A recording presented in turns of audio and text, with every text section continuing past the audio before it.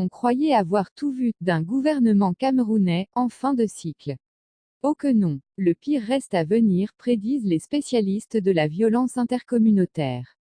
Et pour cause, contre toute attente, le monarque, Mbombo Njoya, roi qui contrôle à peine 50% des Bamoun, a accepté et aurait reçu, pour la cause, 500 millions du gouvernement, et parti est à RDPC pour organiser une marche, en plein Bafoussam, plus d'une heure de Fumban, où il vit dans son palais, et règne sur une population divisée moitié-moitié, entre lui et son pire ennemi Adamou Ndam Njoya. Les architectes de cette sale besogne, et autres tentatives de division de la population, seraient nul autre que Jean Ecouté, secrétaire général du RDPC, et le multimilliardaire Victor Fotso, qui aurait, apprend-on, négocié le deal avec le sultan Njoya pour le compte du parti État RDPC qui tyrannise les Camerounais depuis 37 ans. En effet, dès le retour de Suisse de son candidat à vie, Paul Biya, où on dit, à tort ou à raison, qu'il aurait été chassé, le RDPC a dans un premier temps souhaité que les chefs traditionnels de l'Ouest Cameroun se mettent ensemble pour adresser un message fort de soutien à Paul Biya et dénoncer les dérives tribalistes qui augmentent de jour en jour sur l'ensemble du territoire camerounais.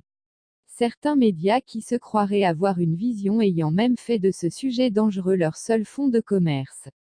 Les chefs de l'Ouest camerounais, se sentant piégés, craignant la fureur de la population et surtout la destruction imprévisible des lieux et biens sacrés, ont refusé cette fois-ci.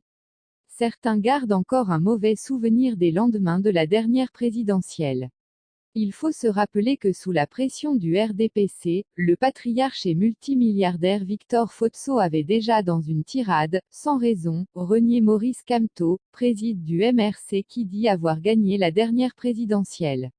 Victor Fotso n'a pas hésité à inviter certains Bamileke à tourner le dos à Maurice Kamto. Ce qui, en soi, n'avait d'ailleurs surpris personne pour cet homme d'affaires qui a abandonné son propre fils, Yves-Michel Fotso, en prison, ne passant presque jamais lui rendre visite. Dans son rôle d'homme des sales besognes du RDPC quand il s'agit de ridiculiser l'Ouest Cameroun, Jean Couté n'a trouvé rien d'autre que le monarque sultan, roi des Bamoun, qui rêve d'être le prochain président du Sénat pour diviser la population de l'Ouest. On dit souvent que le sultan s'ennuie à mourir à Fumban.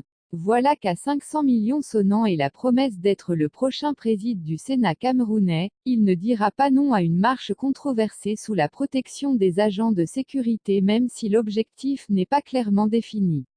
S'il aime beaucoup le Cameroun et pense à l'unité du Cameroun, c'est à Bamenda ou à Buea qu'il devrait aller marcher, lance un roi de l'Ouest, bien connu pour son franc-parler et surtout son incorruptibilité. Et poursuivre, marcher à Bafoussam aujourd'hui pourrait laisser croire que c'est la région de l'Ouest où ses ressortissants le véritable problème du Cameroun, ce qui est 1 million de fois faux. Le problème c'est l'alternance à tête du pays et tout le monde le sait, soutient Sa Majesté. En réalité, tout le monde sait qu'une bataille sans merci pour la succession du président bientôt nonagénaire, Paul Barthélémy Biya à Bimvondo, à la tête du Cameroun se joue entre clan Boulou et Nanga.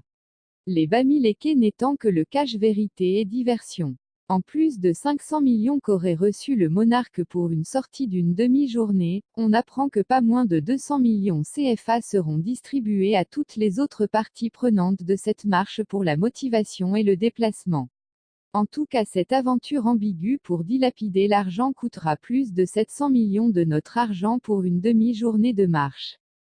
Si on veut défendre les intérêts de la patrie c'est à Yaoundé qu'il faut marcher.